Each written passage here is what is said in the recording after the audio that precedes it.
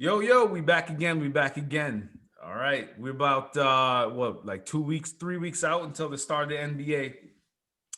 Got a newcomer on here, my man Chance. And you Chance on the bottom. I got on the top left there, I got my man Milan. Yeah, I want to start it off so we can understand each other's energy. Yeah. Who is in your top five? Chance? Top five what? Top five NBA players of all time. Today? Or just period? Who your favorite? Who's your favorite? Oh my goodness. All right. Sorry, I never thought of this. Okay. So this is off the cusp. Yep. LeBron James. Okay. Michael Jordan. Is this in order? No. Okay. No order. Okay. LeBron James. Michael Jordan. Okay. Let me think. If I put my foot in my mouth. I do like. This might be a little.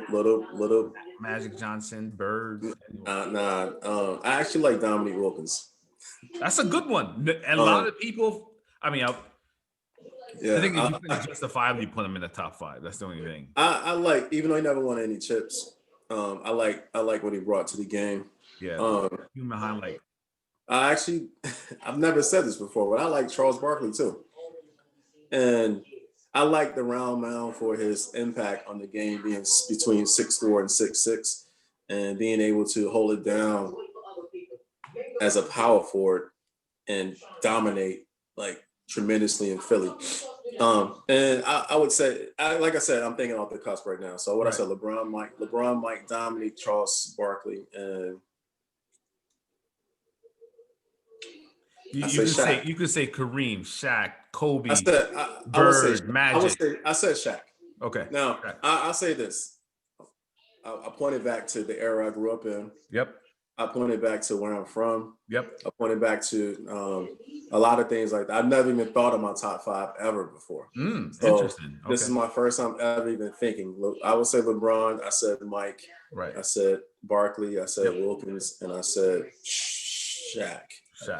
Yeah. So you got two people a part of that top five that don't have championships. I would say that. And a lot of them are like 90s, 2000s, but really 90s and you think about that. So that's my top five. Okay. And Milan, knock off yours real quick. Michael Magic. Okay. Bron Bird. Is this in order? No. Okay. Well, I don't even put them in order. It's just a five to me. It's just Michael Magic. I usually do it by positions. Like I just, guards, Michael Magic, Bird, LeBron, and then Kareem. Okay. That's a really good one. Okay. But if you had to round out that fifth, who would you, or is that just too wide open for you? I said Bron and Bird. No, if you had to put the fifth person. The fifth was Kareem, I said. So Michael and Magic is two. Michael Magic. I mean, Michael and Magic, that's the two guards. Uh-huh. The two forwards is LeBron and Bird. Uh-huh. And then Magic. And then Kareem is the fifth. Kareem, okay.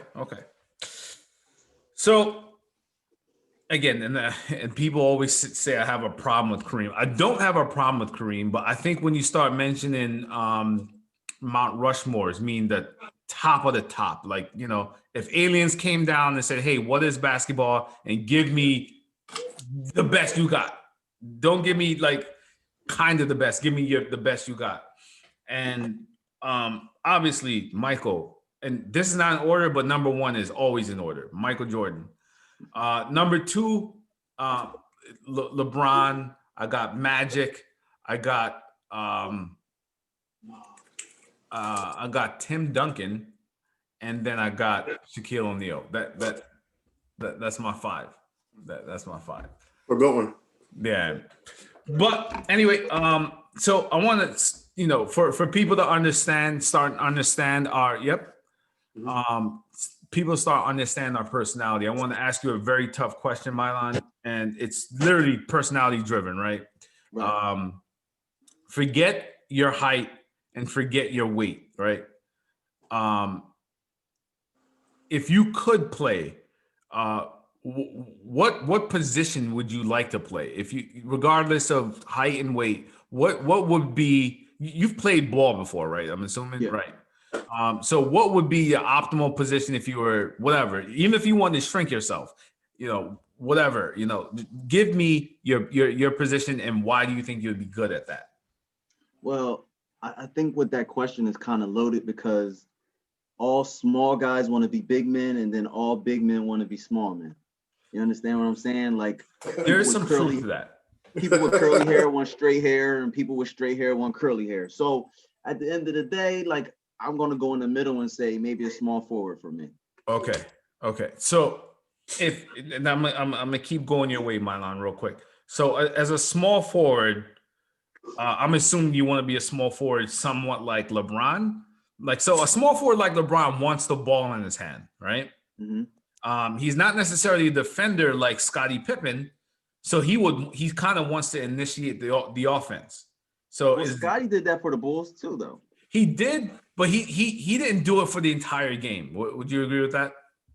No, but then they also ran plays. They actually ran like the triangle when Scottie was initiating the offense, though. Okay. So, he would bring the ball up and initiate the triangle offense. So it wasn't like he was like LeBron just pounding the ball into the ground and looking to set something up. He was actually running plays.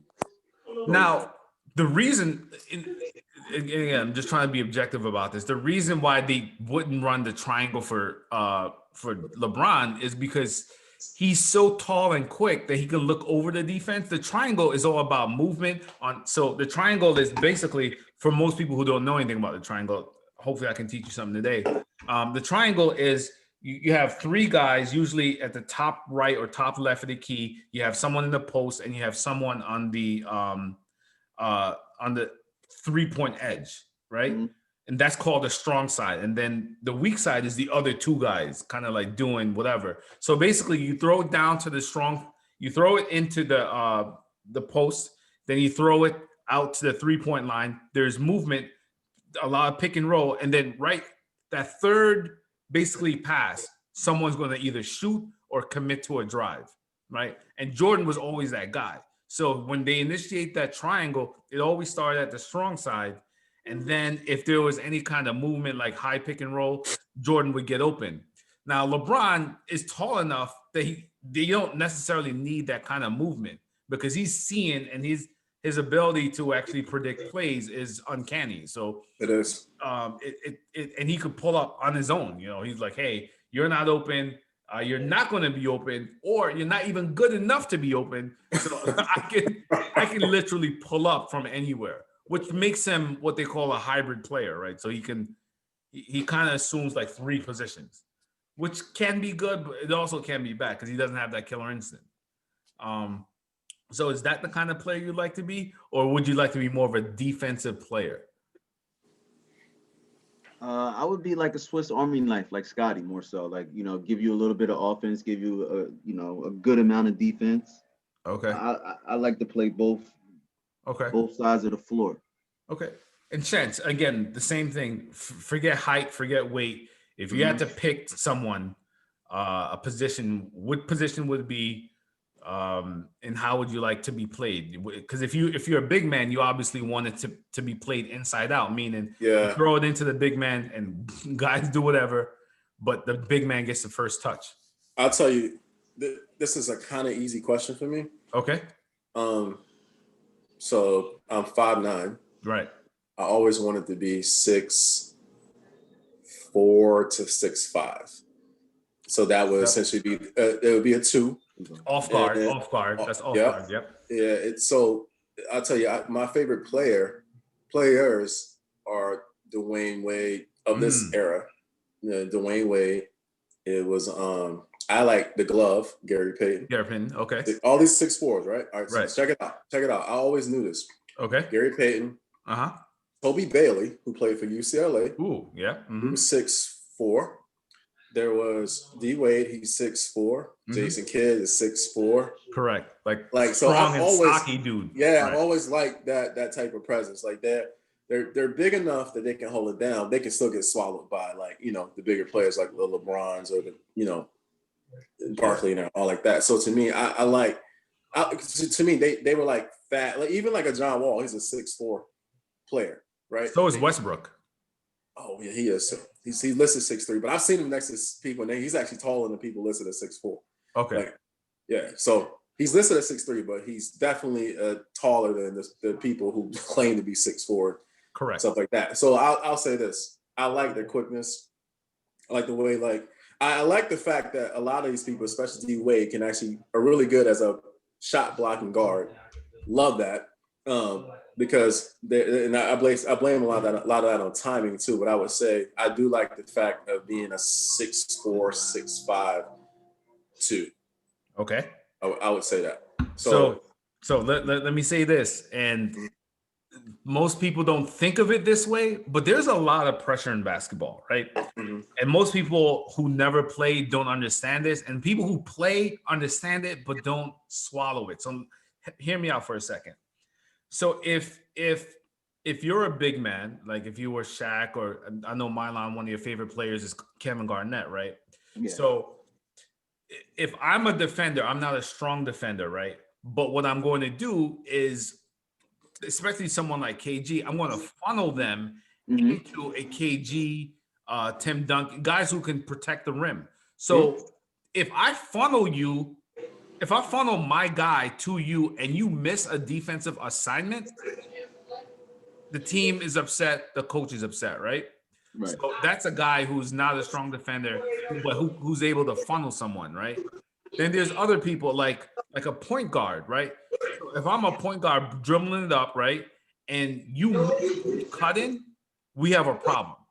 You know what I mean? So there's a lot of pressure. So you saying you're the point guard.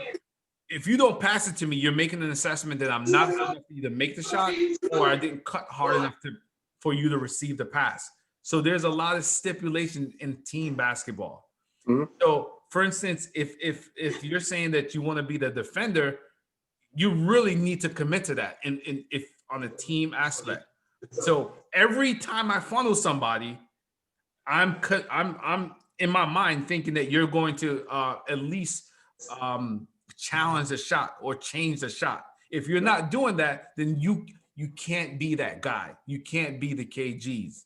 You know what I mean? So there's a lot of pressure. So if you're saying that you want to be that defensive guy, you really got to be that defensive guy.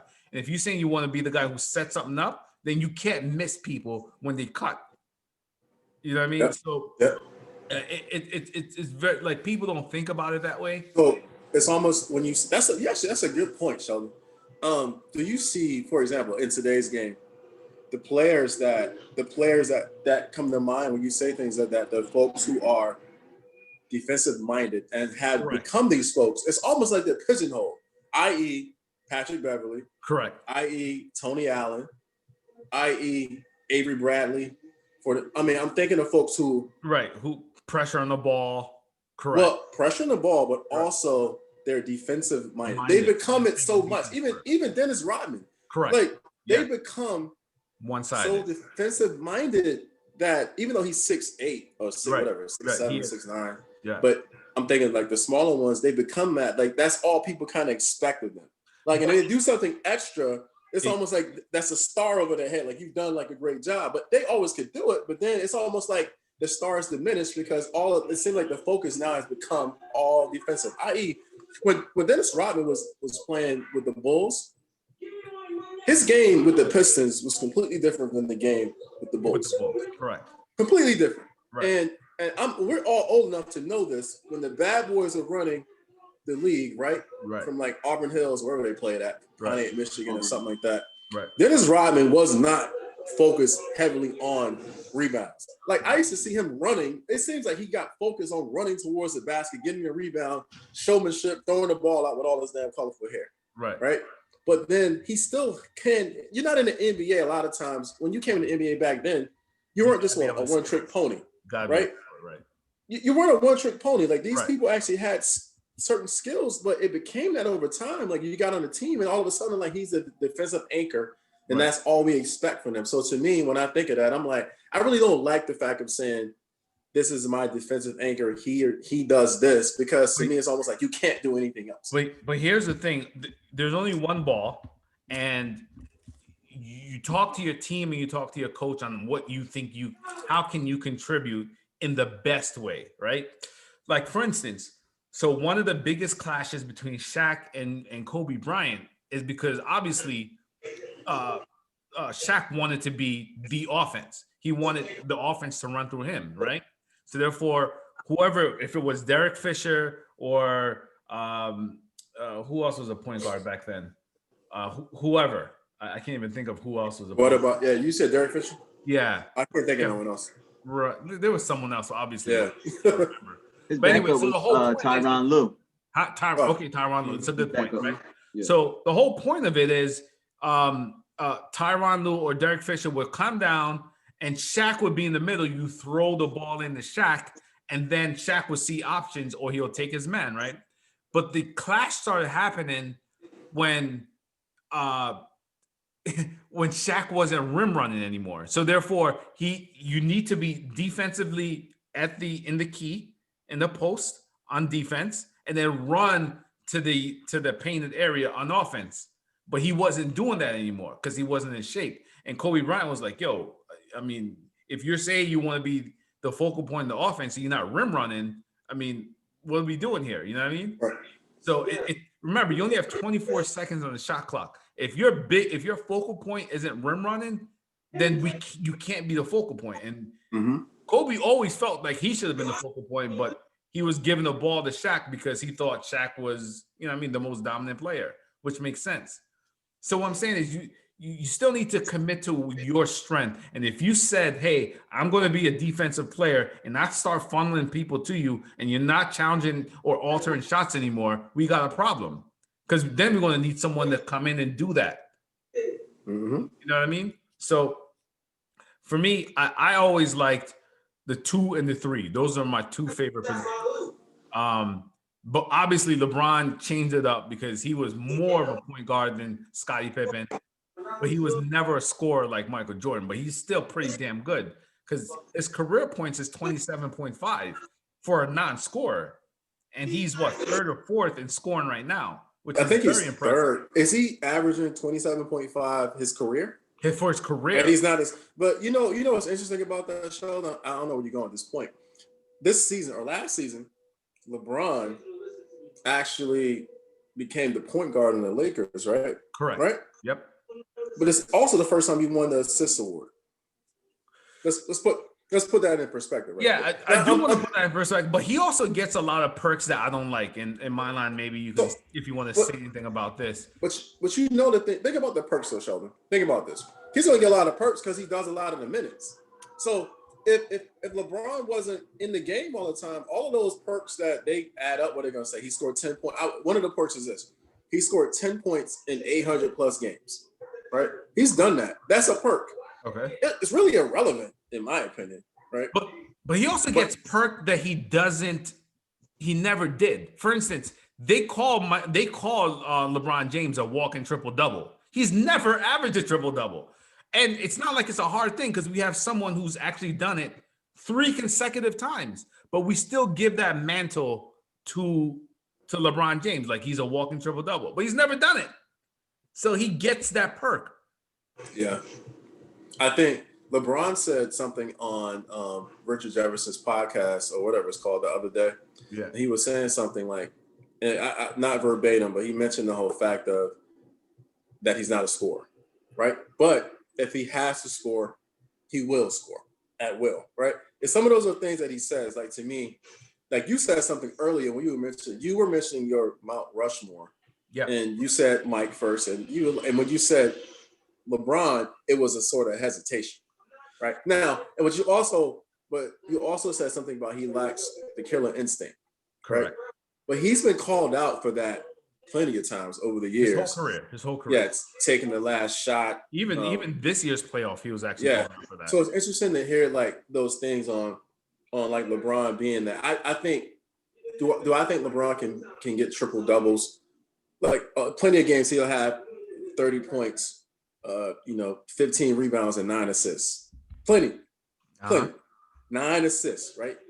Always that one where gotta get to 10. I know it's always that one when he's off, right? It's near triple double. Do I think he's actually running after records? I mean, I personally don't think that. But if he wanted to, like I used to see Westbrook, no pun intended. But when Westbrook won that MVP award, I think, one year, and he beat Oscar Robertson's record, and he was triple doubling all over the place. I used to see him running like it almost like he would bump somebody out the way to get the rebound. Man, that's just like. Here's the thing, and most people don't realize this to either Chance or Milan. Like, here's the thing: a defensive position is not blocking a shot. It's not only stealing, but it's closing out that position, and that close out the position meaning you grab the rebound. That's a defensive position, right? But so we talked about our top 5, and people kind of got our personalities, and we also talked about our free flowing minds. If we wanted to be bigger or smaller, what position would be key? So hopefully you can get a good picture of our personality. But I want to challenge both of you guys, and I'll start with Milan here. There's this whole debate of the greatest team ever, right? So Shaq said that he can beat the Shaq and Kobe era, could beat the Michael Jordan era, and they can also beat the big 3 with the Heat and also the Golden State Warriors. Milan, who do you think is the best team assimilated or put together in your opinion? It was that second three-peat Bulls. Second three-peat Bulls with Tony Kukoc, Dennis Rodman, Scottie Pippen, Ron Harper. Ron Harper. Yeah. Oh, yep. Yeah. Yep. Yeah, you're right. Yeah. Okay, and why would you say, like, how would they handle Shaquille O'Neal? Like, how would that break down? There's a lot of ways listen, that team would have to blow them out, because in the fourth quarter, Shaq becomes irrelevant if it's not a blowout, because then if it's a close game, you go to Hack-a-Shaq. Yeah. So Shaq, if I'm the coach and it's a close game, then I'm going, if it's a close game and I'm the coach, I'm going to try to make him as irrelevant as possible and take him out of the game as quickly as possible. So I'm going to go to a Hack-a-Shaq so that you have to pull your most dominant player off the court. And then now that's advantage me. That's advantage Michael. Now you could rim run, you could slash. Scottie could get the slash because now there's no rim protector in the game. Okay. How would that Michael Jordan team hold up against the Golden State Warriors? That's tough because that's different eras. Like, now you can't be as physical. Scottie can't be as physical defensively, but at the same time, now I don't think without you really putting your hands on Michael, man, that dude, I don't know how much he would score or how much he would go off on. You know what I'm saying? Yeah, that's a good point. Yeah. So it's tough to compare those two because it's different eras, different rules. Right. And how? But I still think that favors Michael and the Bulls, man, because you can't touch a guy these days no more. So Correct. Can you imagine if Mike played in this era, how much he would be going off for every night? Correct. He might average 40. Right. And then the last team, obviously Miami Heat, how would they hold up against Miami with D Wade, Bosh, and LeBron as the focal?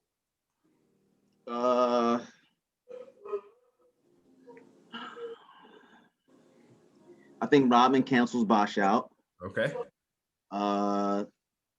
I think Scottie can do a good job on LeBron.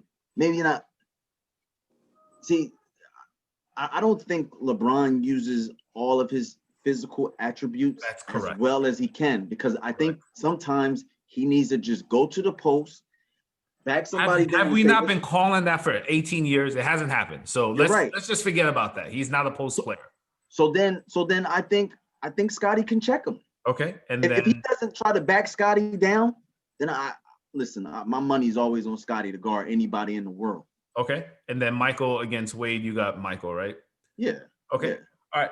So Chance, from your perspective, how would you handle those breakdowns? What did you see, and who would come out on top? Who first? Let's start with who would come out on top. Out of Shaq's team and so those 4 teams in general. Shaq, the Heat. So Shaq and Kobe, LeBron, Wade, and Bosh, Mike, Scottie, and then who's the other one?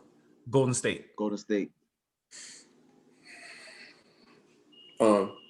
I'll be honest with you. I personally believe that I think the Bulls wouldn't handle a lot of teams today. Correct. Personally, and I would say this: it's the reason why they didn't do a two-peat in '94, '95 because Mike was playing baseball. You know what I'm saying? Correct. I would say We that. talked about this, Shell. I told you he would have had an 8-peat. Yeah, I think. That's where I get a little shaky. But just like I said, I told you, Marlon, on a one-on-one, it's either an 8-peat or a 3-peat and then a 4-peat. Let's say Michael loses 94. He's not going to lose 95, 96, 97. You know what I mean? So to me, it's either a 3-peat or I'm sorry, a 3-peat and a 4-peat or an 8-peat all straight. Yeah. So I believe that Bulls team was untouchable. It was unstoppable. I mean, they were rock stars. They did things. They made people in the farthest places away from America become NBA fans, and I think that there was reason behind that. Michael Jordan really was an icon, not only because of his shoe and the band shoe in '85 or '84 year, but also because of his talents. And I really believe that he made Scottie a better player. I think having John Paxson on the team, BJ Armstrong, all these, I would call them not lesser known players. Right. They look like they belong there. Like I would see, if I'm around greatness all the time, I'm going to up my game, right? I'm going to do things that I can, like you said something earlier, I'm going to contribute in a way that I don't want to like take the shine away from you, but I want to do what I'm good at, right? If that's defense, if it's being a 3-point shooter like Craig Hodges, if it's BJ Armstrong kind of being like a slower version of like a John Wall. To me, I look at that team is very hard to beat. Now, I also thought the year that Golden State won, 70 something games, and they lost in the championship. Like that, I used to think that team was unbeatable too. I never really thought. I always thought LeBron's teams were beatable because it's been proven. It is proven. It is proven. It's a proven thing, right? Now I don't negate the fact that he went 10 times and won 4 and lost 6, right? But right. But it's almost like saying something. We had a conversation before. Right. Mike has been 6 times. He's won all 6. Right. What if he would have went 10 times and went 6 and 4? Like, do we tarnish his record? That's a hypothetical, question. That's a good question, but again, and I want to frame it in context because I'm about to be ejected when it's my turn, but I'll let you guys go first. Yeah. But I want to attack this really quick. So let's say he won 6 and then he lost 4 and went to a total of 10. It still would depend on how they lose, right? So. Yeah. I'm assuming that he wouldn't go to 4. History hasn't shown us that he would lose 4 consecutive finals. I mean, you know what I mean? First of all, it never went to any game 7, so we really have no evidence to say that he would lose 4 straight. But let's say he didn't win 10 straight, and it's sporadic. I can see that he would still be the GOAT. He would still be the GOAT to me. Go ahead, sir. I think I do believe to be able to win one championship is a feat on itself, but to do it 3 times, 2 separate times, that's pretty dang on amazing. And so to me, that puts that team. I think so. Shaq. So if that team had to play like a Shaquille O'Neal versus Kobe and who was on that team, like a Tyronn Lue and whoever team. Like, I do think Shaq had a dominant play over like a Luke Longley, even over a Kukoc who was power forward, but he was 6'11", but he didn't have the body strength to even go against a Shaq, right?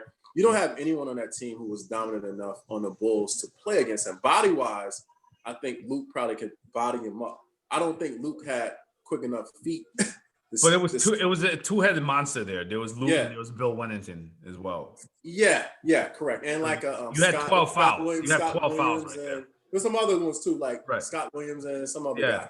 Yep. Yeah, so they had some folks who can kind of like body him up. They get in foul trouble, like you were saying, like Hack-a-Shaq in the end. But I do believe that I think the Bulls had enough talent between their 1, their 2, Right. their 3. Like that daggone Scottie Pippen's arms were like a freaking. Don't forget Ron Harper was a beast. Yeah, he was too. He was a beast on defense. Yeah, but I want to get to this real quick. I want to get to it. We're running out of time here, and I want to get to this. So, what does the evidence show? So, I'll go now. What does the evidence show? The evidence shows that we have never seen, and we can't play hypothetical when these things are already set in concrete because these teams have already played, right? The evidence shows that Jordan's team has never been challenged to a game 7, and he's never lost. So that's what the evidence shows. The evidence also shows when Shaq says, "Hey, we would beat the Bulls," right? But people forget, and I challenge you guys to look this up. In 1999, when the Spurs won the championship, that was actually a fully assembled Laker team with Shaq, with Kobe, and Kobe was starting at that time. And you know what? They got swept. Okay? So Shaq got swept by that 99. Most people don't remember this. Oh, that was in the finals? Semifinals in the Western. Oh, because then they beat Cavaliers in the finals. No, they beat the Knicks. The Spurs that year beat the Lakers, and then they went on to beat the Knicks in the final, right? Oh, okay. And also, we also have evidence of Shaq also being swept by Houston. So Shaq is not necessarily invincible. When they won the 2-peat that year. Right. Yeah. So now let's get to Kobe Bryant. Kobe Bryant's a great player, but we already know he got swept against that Spurs team. So I know, Milan, you want to check this, but you can. And then he also got swept being a defending champion, which is very odd in itself. So they won 2009 and 2010 back to back, right? Mm-hmm. 2011, actually, they got beat by Dallas, and most people don't remember this either. Who's that? Dallas actually swept the Lakers as defending champions. So we also have evidence that team could be beaten. I know Chances is kind of jogging your mind. Yeah. So that's that. The Golden State Warriors, right? They did win 73 games, but they lost. Right. So they lost, and they lost in a really bad way. You're up 3-1. You got to be able to close out that series. So they lost that series. And we obviously saw the Miami Heat team falter, right? Because they got beat by that Dallas team, and they also got beat by the Spurs. Beat by Spurs, yeah. Right. So we can't say that these teams are maximum, like there's no evidence to support that they would beat the Bulls. And we also have all the evidence that no one has beaten the Bulls. Now, again, I want to be objective about this. So some people will say, hey, in 96, Michael Jordan came back early. I'm sorry, 95. Michael Jordan came back early. And he came back late. He actually came back in April. March, and yeah. Orlando beat them. But they also, that was a April start in Michael Jordan, and it went 6, Milan. It also went 6. So yeah, there's really no real founded evidence to support that anyone could beat the Bulls. Right. You know what I mean? And that's why I have. We're running out of time here. But the other question I want to ask, and I want both of you guys to answer this question, because this is, again, you try to be objective about this, but this is something that most people take as truth, but I don't think there's truth to it, but I'll let you guys be objective, answer this question. So there's a stigma saying that the league now is soft, okay? Do you believe that the league is soft? Chance, I'll let you go. Do you believe the league is soft? That's a loaded question. It is. But I do not think the league is soft. I think the game has changed. And I think the rules have dictated what's considered to be soft, i.e., Shaq and Barkley got in a serious fight, like in one of those games, and Right. I've seen blows thrown and Yep. people get hooked up. I've seen, like, of course, the bad boys of the Pistons like beating the crap out of the Knicks and the Bulls, like physical fights. The point I'm making is this: I do not think the game is soft. I think it's changed, and I think the rules have dictated what folks can do. So I would say this: if I play today, and you're telling me I can't hand check you, right? That's a foul, for example, or anything. If I'm not giving you space to land when you take a jump shot, for example, right? You might twist your ankle. That's a foul. That might be a flagrant, whatever. The point I'm making is I do believe that the rules have dictated how the game is played, and it's essentially made folks who played in an era where the rules weren't like that called the current game weak, soft. All right, so Milan, I want you to answer that question as well. Do you think? Okay, I agree with what he's saying a little bit. Okay. But my point is that it's not soft, but it is softer than what I'm accustomed to in the 90s. You know what I'm saying? You had the bad boy Pistons, you had those tough New York Knicks teams with Mason. Oakley. Yeah. And then you had the Pacers with the Davis boys. Yep. Yeah. That was physical basketball. Don't forget Atlanta with Kevin Willis. Those guys are these guys are, and in the playoffs, you wasn't coming in the hole getting layups. You wasn't coming to the hole doing all of this and laying it up. Nah, you was picking your teeth up off the ground. Right. Okay. So here's the assertion, right? The assertion is that I want to be careful because millennials will look at this and say, "Oh, you old guys, you're stuck in your way." So I want to lean on both sides. So are we asserting that if it was a more physical league, that the current players would not want to play? Because that's the assertion, right? So you're trying to assert that like players like Westbrook and John Wall and all these players would run from the contact. Because that's what the assertion. I don't think John. I mean, I don't think Westbrook. I think Westbrook could play in any generation. Right, there's some players that can play in either or. Right, I think LeBron's body was big enough to play in both. Right. And I think Westbrook's tenacity was right. Okay, so some players controversial, but that's what I'm saying. So if younger folks are watching this podcast, I don't want you guys to think that we're so biased that we think that there's only tough guys. But there is a little to be said about that, because with the spacing and the way that the way how it's coached, it doesn't seem like. And plus, here's the big kicker. This AAU circuit thing is really messing things up because people are legit friends. Like that causes a problem. And I don't think the millennials are looking at it that way. Like, if you're friends, you're not going to want to go at somebody that hard. You know what I mean? Plus, everything is front loaded like interest on your mortgage. Like, people are now getting paid and told, hey, you need to be a good player. While back then, you need to be a good player to get paid. So there's a little bit of a difference there. But anyway, we're running out of time. Please, we're going to have another podcast. Please like, subscribe, comment, and we thank you for your viewship. Chance, Milan, we out. Thank you. Yes, sir.